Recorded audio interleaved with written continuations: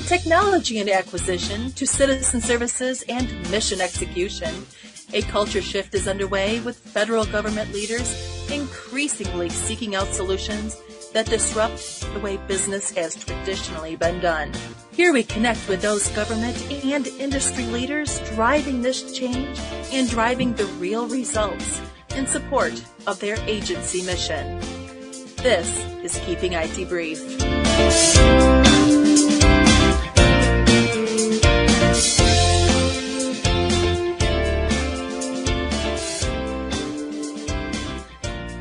I am being joined today by Joel Krooswyk, the federal CTO at GitLab. Joel, thank you for hopping on and joining me today. Thanks for having me. First, before we get started, tell me a little bit about what it is you do over at GitLab.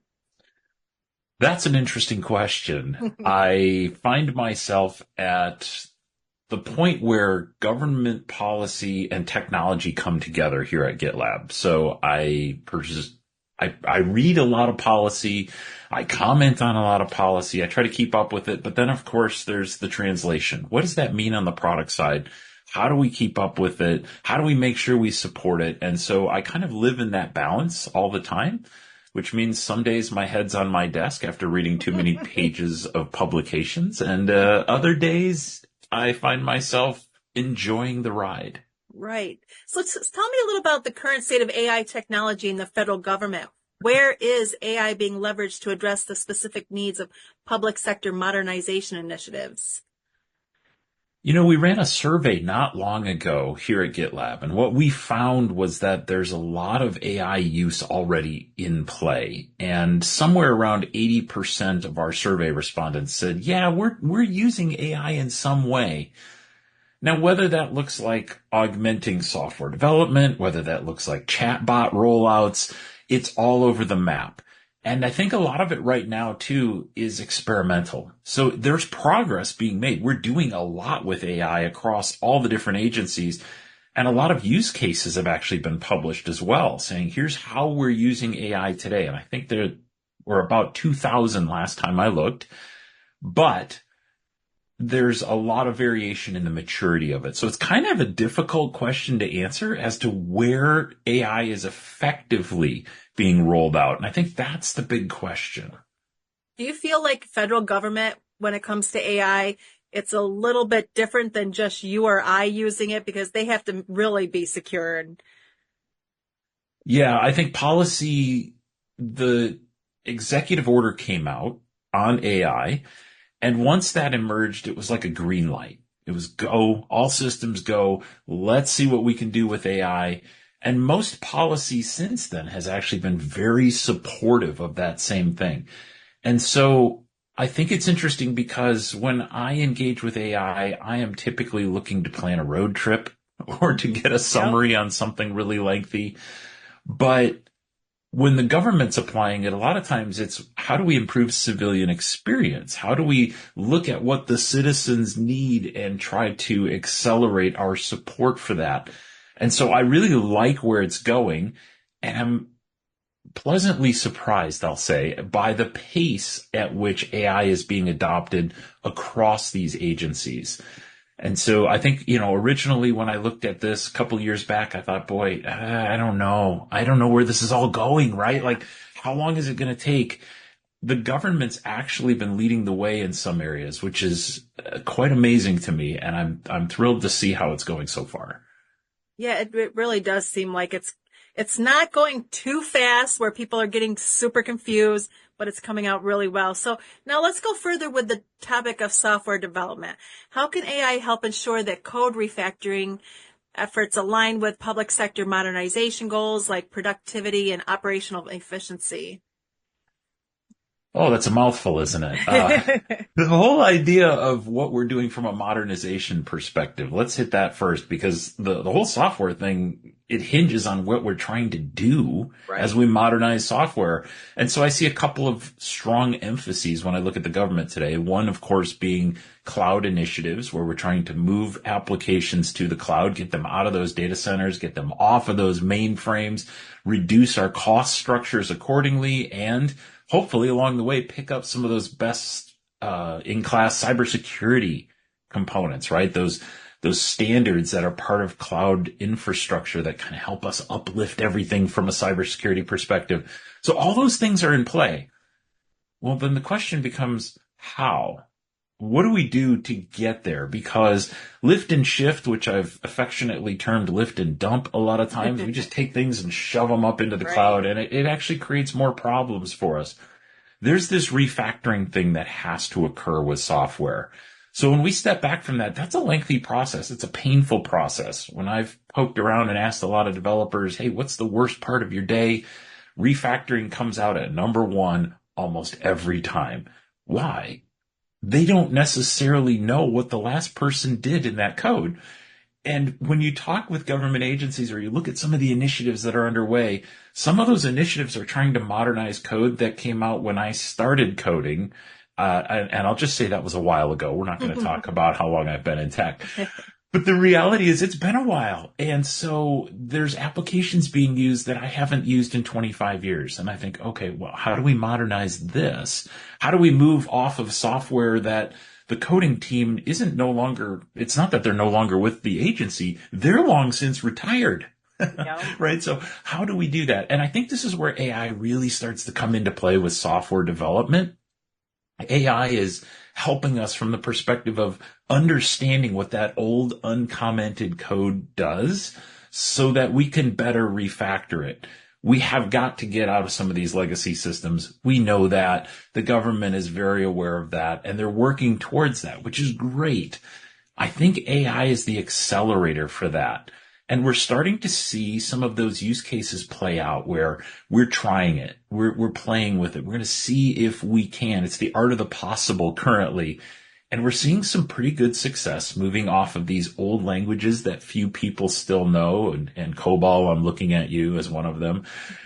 And we're moving it into more modern things, which means modern build processes, modern languages. AI can help us get there quicker by helping us interpret and then recreate or refactor that code into more modern, maintainable languages. And so we're seeing some really positive stories start to emerge. I'm very excited for where we go over the next 6 to 9 months in particular, as I think this pace is picking up. So I'm going to put you on the spot. Are there any specific government agencies that you think are moving faster and or moving slower when it comes to AI? And do you think some, like I talked to a lady from the Census Bureau, and I just think for them, technology in itself is a big thing. So what do you think when it comes to agencies? Like, who do you think is gonna benefit the most, really, even? Yeah, I think there's two categories. So while I can't divulge who I'm working with specifically, right. I will say that there's two areas in particular where I see a lot of progress being made.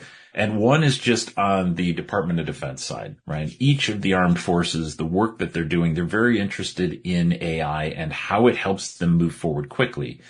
There's been a lot of time spent on compliance on the defense side and making sure we're compliant with different frameworks.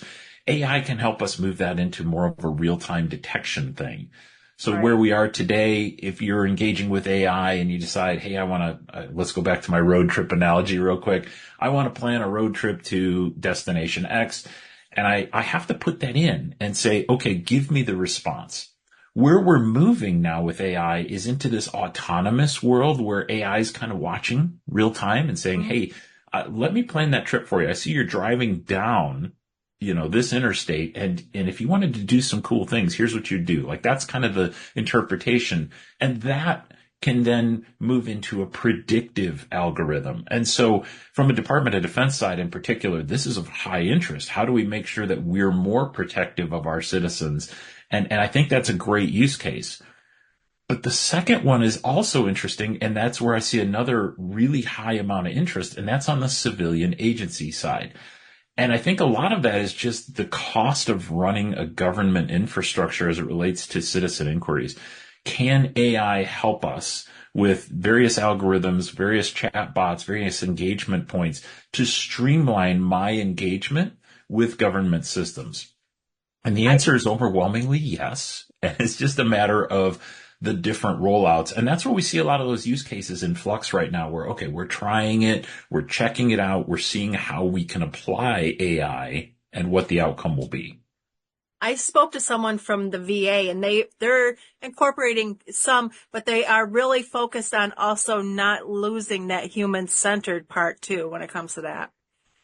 I think that's really important. And I think it's interesting watching the implementation of AI, especially on the chat side of things, as it gets rolled out. Some are trying to really emulate the human aspect well, so that you kind of blur the lines. You're not real sure, is this human on the other end or not?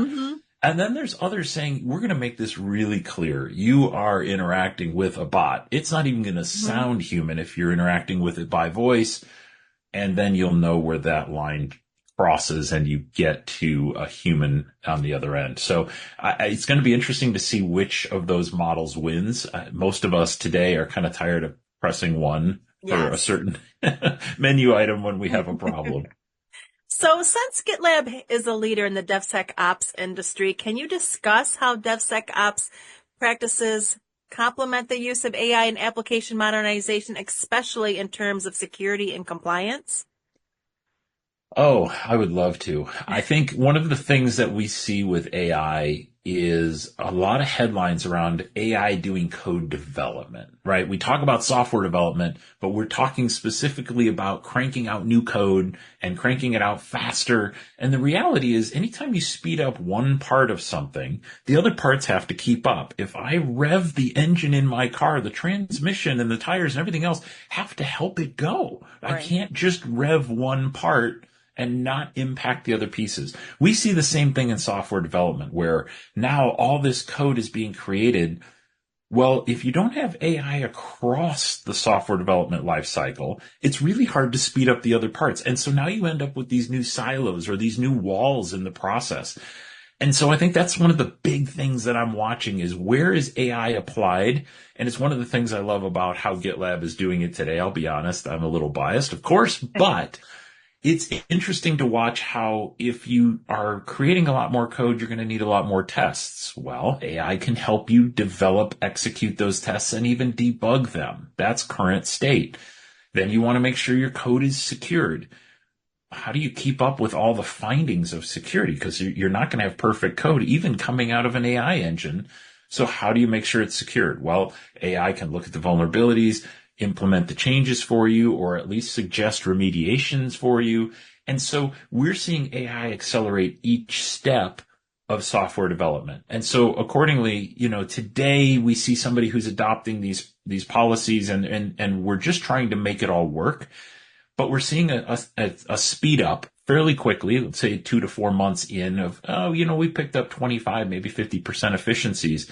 What GitLab is targeting is, hey, if you roll all these out together, we're hoping you can see something like a 7x multiplier in efficiencies over time. You can get that much more code out, but it's not just code that's come out. It's tested, secured, and properly deployed code that's coming out. So we've got lofty goals. We believe the efficiencies are there. And as AI continues to mature over the next year or so, we think that those kind of numbers are in reach. That's amazing. So, Joel, is there anything else you would like to add? I think from my perspective, this is a fascinating time. If you're not paying attention to what's happening in the software development space, the next year is going to be jarring. And so I think this is the time to watch. This is where the revolution in software development is happening. I think the skill sets of developers are starting to change to model that of a prompt engineer from the AI side. I think that you're going to have the equivalent of a full-time assistant developer at your right hand. And so those kind of things are changing how we work. Workflows are going to change over the next year. We see a lot of that coming as AI moves from that reactive to autonomous model. So my encouragement for everyone is if you're in the world of software development today, if you're not leveraging AI today, at least be paying very close attention to what's happening in the industry, as this is a revolutionary time. And we'll be watching closely, of course, to see how these outcomes affect different environments. and who claims the biggest wins from them over time. And I think that's the world that I'm watching over the year ahead. And I'm hopeful that we see a net benefit across the board for those early in career, as well as those who are more advanced in their skill set. Well, that's great. Well, Joel, thank you for taking the time to speak with us today.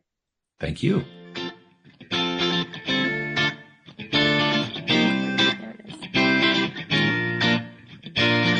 Thank you for listening. For more episodes, check us out at govforum.io or anywhere you listen to podcasts. And please subscribe, give us 5 stars, and share with your friends.